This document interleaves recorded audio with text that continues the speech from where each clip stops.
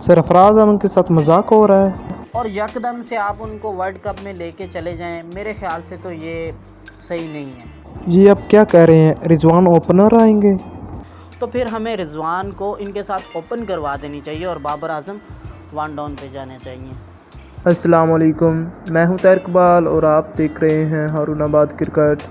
आज मेरे साथ मोहम्मद आमिर शहजाद जुड़ रहे हैं और कुछ उनसे दिलचस्प सवाल करेंगे। क्या बाबर आजम की कप्तानी में और कुछ बेहतर करने की ज़रूरत है?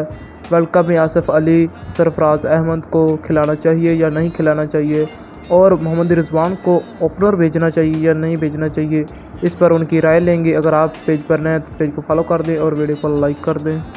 जी आमिर भाई, पहला सवाल आपसे मेरा यह है कि पाकिस्तानी टीम में बेस्ट ऑलराउंडर फिनिशर कौन सा है जो कि अच्छे अंदाज से फिनिश कर सके, जब उसको उसकी ज़रूरत हो बैटिंग और बॉलिंग में विकेटें ले सके और बैटिंग में अच्छे रन्स बनाकर दे सके? तो इसके बारे में आप हमें आगाह करें।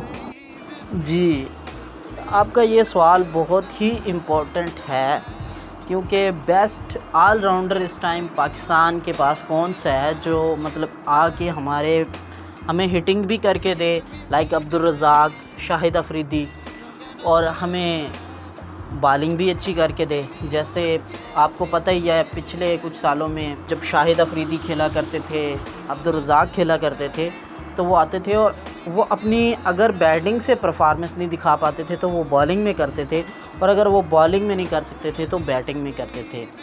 और कभी कभार तो ऐसे होता था कि दोनों में ही बहुत ज़्यादा अच्छी परफॉर्मेंस हो जाती थी। उस तरह का हमें ऑलराउंडर जो है ना, उस टाइप का ऑलराउंडर मिलना, शाहिद अफरीदी और अब्दुल रज़ाक बहुत बड़े लेजेंड थे, उस तरह का ऑलराउंडर मिलना बहुत मुश्किल है। लेकिन इस टाइम की बात करेंगे हम, इस टाइम पे जो हमें बेस्ट ऑलराउंडर नज़र आ रहे हैं वो मेरे ख़्याल से पाकिस्तानी टीम को जो मतलब खेल चुके हैं या इस टाइम पाकिस्तानी टीम में खेल रहे हैं, वो इमाद वसीम और शादाब खान हैं। Shadab Khan regular member of team है, अगर उनके साथ इंजरी का हिस्सा ना बने, इंजरी का प्रॉब्लम ना हो तो, और इमाद वसीम जो हैं वो इन एंड आउट होते रहते हैं। तो इमाद वसीम और जो हैं शादाब खान मेरे ख़्याल से इस टाइम पाकिस्तान के बेस्ट ऑलराउंडर्स हैं, और इन दोनों को ही टीम में होना चाहिए क्योंकि दोनों की बॉलिंग भी अच्छी है। और इमाद वसीम को आपने PSL में देखा कि वो किस तरह से इनिंग को खेलते हैं, प्रेशर में सिचुएशन में किस तरह से खेलते हैं, तो बॉलिंग भी वो अच्छी कर लेते हैं, नया बॉल भी कर लेते हैं। तो इस हिसाब से मेरे ख़्याल से दोनों को पाकिस्तानी टीम में होना चाहिए, और दोनों जितने लंबे अरसे के लिए खेलेंगे पाकिस्तान के लिए उतना ही ज़्यादा फ़ायदा है। जी आमिर भाई, आपने बहुत ही अच्छी एग्जांपल के साथ वजाहत की है, लेकिन इमाद वसीम को ड्रॉप किया जा रहा है, कुछ सालों से टीम में शामिल नहीं किया जा रहा है, या शामिल किया जा रहा है तो फिर उसको आउट कर दिया जाता है। लेकिन देखना होगा कि वर्ल्ड कप में इमाद वसीम को लेकर जाया जाता है या नहीं। तो हम अगले नेक्स्ट सवाल की तरफ बढ़ते हैं, और दूसरा सवाल यह है मेरा कि आसिफ अली को वर्ल्ड कप के लिए खिलाना चाहिए या नहीं खिलाना चाहिए? इस पर आप अपनी राय दें। जी, आसिफ अली जो है ना वो हैं T20 के प्लेयर, क्योंकि उनके पास उन्हें भेजा जाता है 4 बॉल पे 2 छक्के मार दो, 10 बॉल पे इतने रन्स बना दो, 20 बॉल्स पे आपने ये करना है, उनको ये प्लानिंग दी जाती है। आपने सुना भी होगा कई न्यूज़ चैनल्स में कि आसिफ अली जो हैं वो डेली के प्रैक्टिस में इतने छक्के मारते हैं, तो वो छक्के का रिज़ल्ट, उन छक्कों का रिज़ल्ट हमें मतलब जब मैच हो तब भी नज़र आना चाहिए, लेकिन तब बहुत कम नज़र आता है। वो शॉट खेल देते हैं लेकिन उनको पता नहीं होता कि शॉट फील्डर के हाथ में जाएगी या 6 हो जाएगा, मार देते हैं वो। लेकिन जो है ना आसिफ अली, मेरे ख़्याल से वो T20 का प्लेयर है, क्योंकि 10 बॉल्स 20 बॉल्स खेल एंड पे जाके खेलना, वो उस टाइप का प्लेयर है। और ODI क्रिकेट में कभी कभी ऐसे होता है कि इंसान को 10 बॉल्स भी मिल जाती है और कभी कभी जाके इनिंग को बनाना भी पड़ता है, और जब इनिंग को बनाना पड़ गया, ज़्यादातर मोस्ट लाइकली आसिफ अली जिस नंबर पे खेलते हैं वो 40 ओवर के बाद बैटिंग आती है, और 40 ओवर के बाद अगर इनको 10 ओवर बैटिंग करने के लिए मिल गई तो 10 ओवर में से कम ये 30 to 35 बॉल फेस करेंगे, और इतनी बॉल्स ये फेस नहीं कर सकते। मेरे ख़्याल से ये 10-20 बॉल्स का प्लेयर है और इतना ज़्यादा लंबा ये नहीं खेल सकते। अगर लंबा खेलते भी हैं तो प्रेशराइज होकर सिंगल डबल लेने की कोशिश करते हैं। सिंगल डबल में इनसे मिसिंग भी होती है और फिर जब मिसिंग होती है तो फिर ये गलत शॉट मार के आउट हो जाते हैं। मतलब देखते नहीं हैं, जब इनका 6 बॉल पे 3 रन हो या 12 बॉल पे 3 रन हो, 12 बॉल पे 6 रन हो और जो है प्रेशर ऊपर से टीम के ऊपर बढ़ रहा हो। ओडीआई क्रिकेट में ऐसा इनके साथ हुआ है। आप इनकी पिछली इनिंग्स को उठा के देख लें ओडीआईज़ की, ऐसा ही इनके साथ हुआ है कि ये जाते हैं, बॉल स्टॉप करते हैं, स्टॉप करने के बाद जब मतलब टीम पे प्रेशर आ जाता है ये गलत शॉट लगा के आउट हो जाते हैं। तो मेरे ख़्याल से इनकी जगह इमाद वसीम पाकिस्तान के पास एक बेस्ट ऑप्शन है कि वर्ल्ड कप में उनको लेके जाया जाए, वर्ल्ड कप में उनको यूज़ किया जाए, क्योंकि उनके पास बॉलिंग का भी है और वो इनिंग को फिनिश भी कर सकते हैं, अच्छे फिनिशर हैं। 2019 का वर्ल्ड कप वर्सेस अफ़गानिस्तान उन्होंने जिस तरह से मैच फिनिश किया था आपको याद होगा, बल्कि आपको क्या पूरी पाकिस्तानी कौम को याद होगा। तो किस तरह से इमाद वसीम ने वहाँ पे जाके इनिंग को फिनिश किया था और किस तरह से वो इनिंग्स खेली थी। तो इस तरह की मतलब जो है ना इनिंग्स ये ओडीआई क्रिकेट में नहीं खेल सकते। ये T20 के प्लेयर हैं और इन्हें T20 ही खिलाना चाहिए। जी अमर भाई, आपने बहुत ही अच्छी डिटेल दी है, बहुत ही अच्छी एग्जांपल भी दी हैं, लेकिन आसिफ अली के फैंस जो हैं वो उनको देखना चाहते हैं। लेकिन अब ये देखना होगा कि पीसीबी भी चेयरमैन और सिलेक्टर भी आसिफ अली को वर्ल्ड कप के लिए खिलाने लेकर जाते नहीं। लेकिन हम अगले नेक्स्ट सवाल की तरफ बढ़ते हैं और आपसे तीसरा सवाल ये है कि बाबर आजम और मोहम्मद रिजवान में से किसको ओपनर भेजना चाहिए? फ़खर जमान और रिजवान को किस नंबर पर खेलना चाहिए अगर फ़खर जमान ओपनिंग करते हैं या नहीं करते? इस पर आप अपनी कुछ राय दें, क्योंकि ये बहुत ही मशहूर सवाल है, क्योंकि लोग ये जानना चाहते हैं कि रिजवान ओपनिंग करे, क्योंकि रिजवान ओपनिंग में बहुत अच्छा करते हैं, T20 में भी आपने देखा होगा। इस पर आप हमें अपनी राय का इज़हार दें। जी ताहिर भाई, बाबर और रिजवान के हवाले से जो आपने सवाल पूछा, तो मेरे ख़्याल से जो ओडीआई क्रिकेट है उसमें इमामुल हक और फ़खर जमान जो ओपनिंग कर रहे हैं वो बहुत अच्छे तरीके से ओपनिंग को लेके चल रहे हैं। उनका आपस में मतलब पार्टनरशिप्स भी अच्छी हैं और उनका आपस में कम्बिनेशन भी बहुत अच्छा बना हुआ है। और फ़खर जमान आपको पता है जितनी उसने ओपनिंग में परफॉर्मेंस दिखाई है उतनी वन डाउन पे वो अच्छी परफॉर्मेंस नहीं दिखा पाता। तो मेरे ख़्याल से इसके साथ हमें छेड़छानी नहीं करनी चाहिए। हाँ, अगर वर्ल्ड कप के दौरान फ़खर जमान या इमामुल हक की परफॉर्मेंस में कुछ ऊपर नीचे आता है तो फिर हमें बाबर या रिजवान में से किसी एक को ऊपर लाने की ज़रूरत है। तो फिर दोनों में से कोई एक ओपन आ सकता है।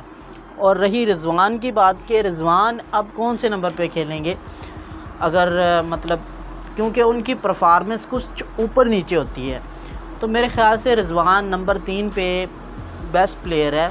नंबर 3 का ओडीआई क्रिकेट में उसे नंबर 3 या नंबर 4 पे खिलाना चाहिए, क्योंकि अगर आप नंबर 5-6 पे भेजेंगे तो 5-6 पे आपके पास टोटली जो है आपको हार्ड हिटर चाहिए होते हैं और हार्ड हिटर रिजवान नहीं है। रिजवान इनिंग को खेलता है, मतलब पहले इनिंग बिल्ड करता है, फिर वो देखता है जहाँ पे बॉल मारने वाली हो वहाँ पे मारता है। लेकिन अक्सर सिचुएशन ओडीआई क्रिकेट में ऐसी आती हैं 5वें और 6ठे नंबर के प्लेयर के लिए कि उसको ना हार्ड हिटिंग करनी होती है, मतलब 30 बॉल पे 60, 35 बॉल पे 70, इस तरह की इनिंग्स खेलने की ज़रूरत होती है। या कुछ कम बॉलें बची होती हैं, 10 बॉलें बच जाती हैं कभी, तो उनमें हमें 30 से 40 रन्स जो हैं वो बनाने होते हैं। तो या इनिंग को फिनिश करना होता है हिटिंग करके, तो वो उस टाइप का प्लेयर नहीं है रिजवान जो है वो मुकम्मल एक सेंसिबल प्लेयर है। वो गेम को देखता है क्या करना है, पहले वो इनिंग को बिल्ड करता है और फिर वो आगे चलता है। तो नंबर 3 या नंबर 4 के लिए जो रिजवान है वो बेस्ट ऑप्शन है। अगर इमामुल हक या फ़खर जमान में से कोई सी की परफॉर्मेंस ऊपर नीचे होती है या इनके साथ अल्लाह ना करे कोई इंजरी का मसला आता है, तो फिर हमें रिजवान को इनके साथ ओपन करवा देनी चाहिए और बाबर आजम वन डाउन पे जाने चाहिए।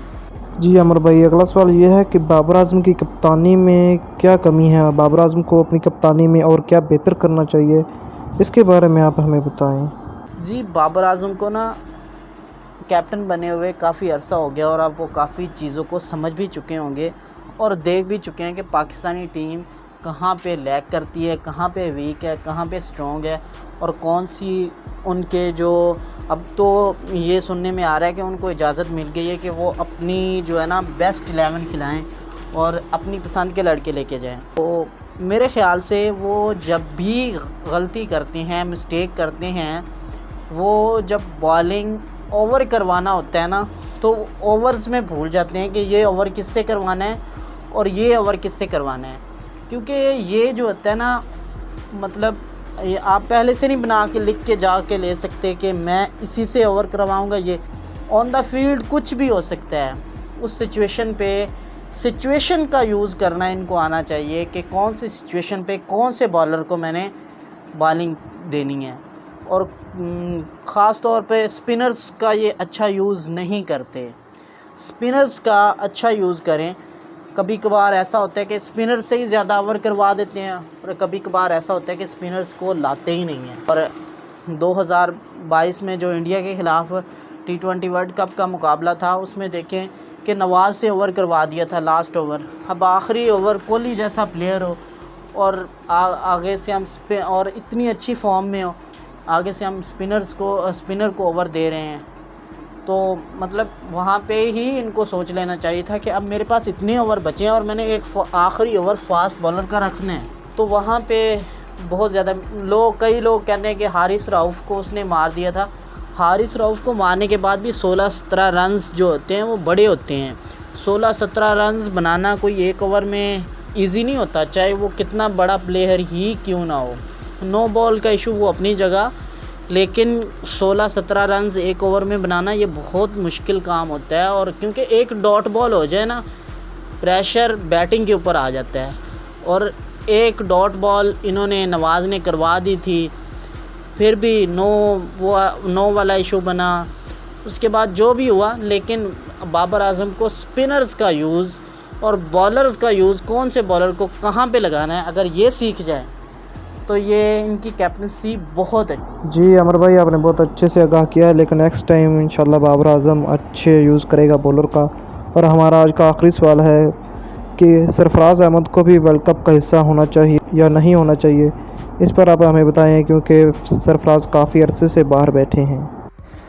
जी, सरफराज अहमद के साथ पिछले कुछ सालों से जो मजाक ही हो रहा है कि उनको टीम में सेलेक्ट तो कर लिया जाता है 16 रुकनी टीम में, 15 रुकनी टीम में, लेकिन वो बेंच पे बैठे रहते हैं, सैर वगैरह करके मुल्क की वापस आ जाते हैं।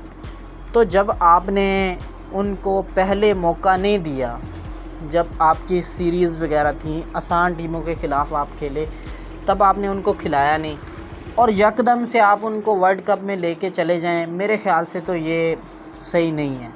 हाँ, वो अपने दौर के बेस्ट कैप्टन थे, लेकिन बेस्ट बैट्समैन तब भी नहीं थे। वो जो ज़रूरी नहीं है कि जो बेस्ट कैप्टन हो बेस्ट बैट्समैन भी हो या बेस्ट बॉलर हो, ऐसा नहीं होता। वो कैप्टन बहुत अच्छे थे, लेकिन वो मेरे हिसाब से तब तो उनकी बैटिंग भी ठीक थी, वो अच्छी खासी हिटिंग करते थे, लेकिन अब जो है ना, अब उन्हें क्रिकेट से मतलब जो है ना कौमी टीम से खेले हुए बहुत अरसा हो चुका है और उनकी जगह पे अब बहुत सारे लड़के आ चुके हैं जो अच्छी परफॉर्मेंस के साथ खेल सकते हैं। मेरे ख़्याल से मोहम्मद हारिस या सरफराज अहमद के में मुकाबला होगा कि इन दोनों में से किसी एक को लेके जाना है। तो मेरे ख़्याल से मोहम्मद हारिस के साथ जाना चाहिए, क्योंकि उनके पास हिटिंग भी हैं और जो है ना मतलब इनिंग को बिल्ड करने वाले प्लेयर वहाँ पे आपके पास मौजूद हैं, लाइक मोहम्मद रिजवान, बाबर आज़म, फ़खर ज़मान भी अब सोच समझ के खेलते हैं। फ़खर ज़मान के साथ आप इमामुल हक भी देख सकते हैं, वो किस तरह से इनिंग को बिल्ड करते हैं। 4 प्लेयर, उसके बाद आप हो सकता है मे बी ये शान मसूद को भी लेके जाएं, तो शान मसूद भी उसी टाइप के प्लेयर हैं। उसके बाद इनके पास इमाद वसीम वाला ऑप्शन मैंने पहले बताया कि इमाद वसीम को लेके जाना चाहिए। शादाब ख़ान के पास बैटिंग है और अब तो शहीन शाह अफरीदी भी अच्छी खासी बैटिंग कर लेते हैं। उसके बाद नसीम शाह हैं मोहम्मद हसनैन हैं या जिनको भी इन्होंने लेके जाना है बॉलिंग में, तो जो है ना मतलब अब मेरे ख़्याल से अब अचानक से, क्योंकि अब पाकिस्तान के पास कोई सीरीज़ है नहीं वर्ल्ड कप से पहले, अचानक से सरफराज को कह देना जी आप टीम में आ जाओ, तो ये गलत होगा। सरफराज के साथ ही गलत होगा, क्योंकि उनकी क्रिकेट का एंड जो है ना वो अच्छे तरीके से इस तरह से नहीं होगा। क्योंकि ठीक है उनको टीम के साथ लेके जाना चाहिए, अगर मोहम्मद हारिस की परफॉर्मेंस ऊपर नीचे होती है तो फिर उनको, या फिर नंबर 3 वाला प्लेयर मोहम्मद रिजवान में कोई परफॉर्मेंस का मसला आता है तो फिर उनको लेके खिलाना चाहिए। लेकिन मुझे नहीं लगता कि बाबर आज़म रिजवान की जगह पे सरफराज को खिलवाएंगे, क्योंकि मोहम्मद रिजवान जो है वो इस टाइम यूँ समझे कि पाकिस्तानी टीम का बैकबोन बन चुके हैं। चाहे वो जैसे भी हैं, लोग बोलते हैं कि वो स्ट्राइक रेट का मसला ये वो, लेकिन ये भाई ओडीआई क्रिकेट है, और ओडीआई क्रिकेट में जिस तरह से रिजवान खेलते हैं 20, उस तरह से अगर ओडीआई ये खेल गए, ठीक है ओडीआई में इनकी परफॉर्मेंस ठीक नहीं है, लेकिन उस तरह से अगर इन्होंने ओडीआई में परफॉर्म करना शुरू कर दिया, उस तरह से ओडीआई में खेलना शुरू कर दिया जिस तरह से इनकी फॉर्म लगी हुई है 20 में, तो ये बहुत आगे जा सकते हैं। और मेरे ख़्याल से रिजवान जो हैं वो हैं भी ओडीआई के असल प्लेयर, लेकिन इनको यूज़ किस तरह करना है यह डिपेंड करता है बाबर आज़म पे। तो सरफराज को ये नहीं कि सिलेक्ट ना करें आप, एक सीनियर बंदा है उसको आप सिलेक्ट ज़रूर करें, टीम के साथ लेके जाएं, और अगर कहीं पे ज़रूरत पड़ती है तो उसको ज़रूर खिलाएं। लेकिन जो पहला हक बनता है ना वो अब मोहम्मद हारिस का बनता है। जी अमर भाई, बहुत बहुत शुक्रिया आज की वीडियो में जुड़ने के लिए। अगर आपको वीडियो पसंद है तो लाइक करें, अगर आपके मन में कोई सवाल है तो आप कमेंट्स में इसका इज़हार करें, इंशाल्लाह आपके सवालों का भी जवाब दिया जाएगा। नेक्स्ट वीडियो के लिए इजाज़त दें, अल्लाह हाफिज़।